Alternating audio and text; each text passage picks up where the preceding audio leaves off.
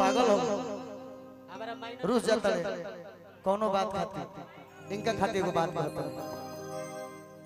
छोटे छोटे बात पर नाराज हो जाता तो लड़ जाता तनी सा प्रोग्राम में कमर हिल जाता तो उनका जो रिश्ता जोड़ देता हमारा ये बात ठीक नहीं थी हम कहते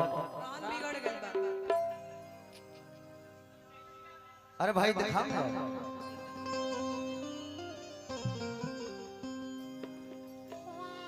माइनर करो ना मेजर कि छोटे बतिया खाती धान हो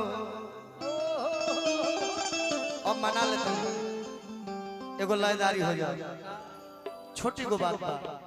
काहे मरले बारू मन हो काश मनबू डोंट टच माय बॉडी हीरा लादी सोना लादी चांदी लादी का लेबू कि छोटे बतिया खाती धान आ काहे मरले बारू मन सुन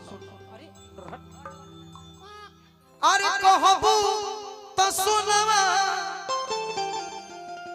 के खान दे दे बबुआ लय सुनी है जोखमे जी के लिखल है कि लेके आसमान पर से चांद दे दे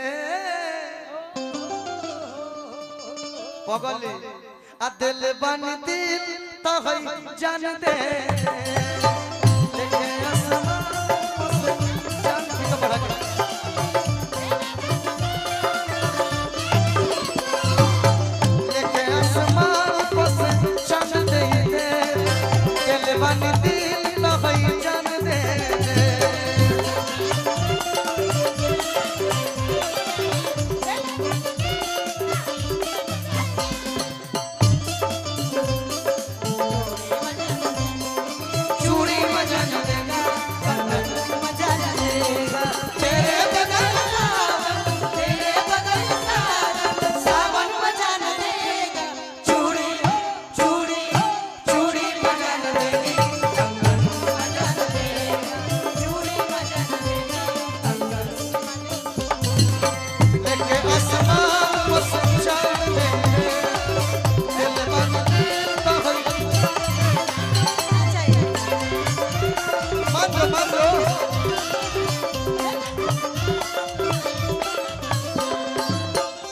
चांद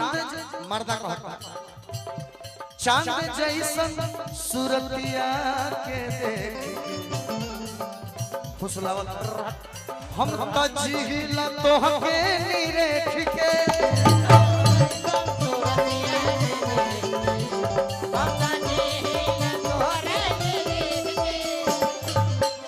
धन धन का रे तू ना मन में तो हम रहो कि तुहरा खुशी खाती प्यारी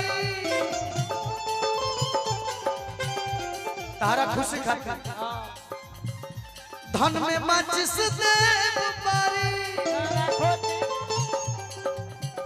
तुहरा खुशी खाती प्यारी धन में माचिस देव पारी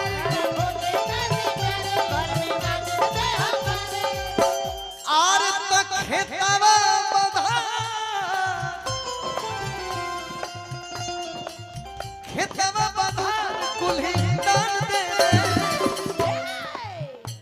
ये गाना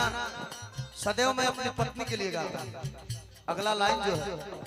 उसी का लाइन उसी में है लेकिन मैं नथिया के लिए गाता हूँ आपको डेडिकेट किया है इस गाने में मैं उनका नाम लेके गाता हूँ कौनो गायक ने कहा अपन मेरा का नाम लेके ये जताल चल हमार बियाह नहीं क्यों लेकिन हम शान से कहला भी होते मरद नहीं परिवार से प्रेम बा हमारा ए बाबा कहला हमारा जिंदगी कि तू ही तहीसा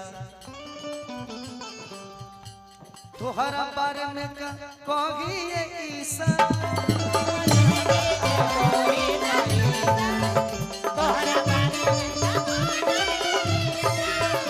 हमारा जिंदगी के तू ही तहीसा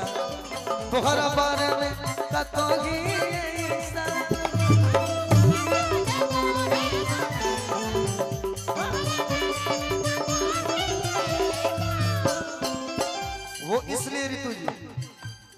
माई हमार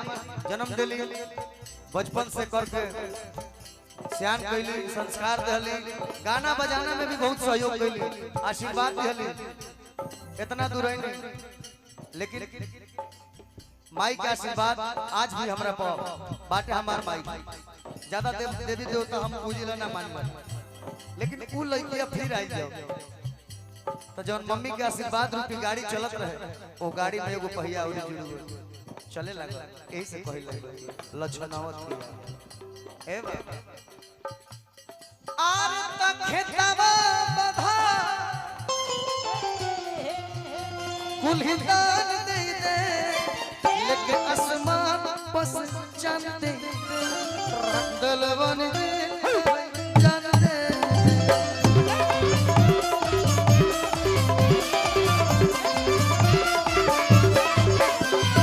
आसमान पस चंदे